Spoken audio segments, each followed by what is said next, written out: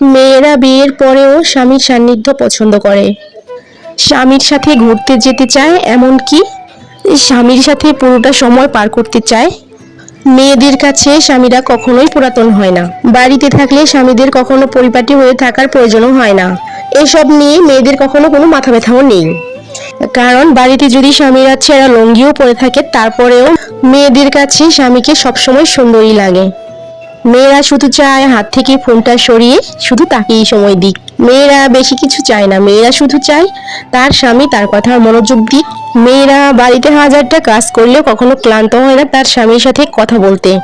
এমনকি সারাদিনের জমানো কথা স্বামীরা বাড়িতে আসলেই সাথে সাথেই মনের সমস্ত কথা বলার জন্য হাঁসফাঁস করতে থাকে যে কখন তার মনের কথাগুলো তার হাজবেন্ডের কাছে সে শেয়ার করবে।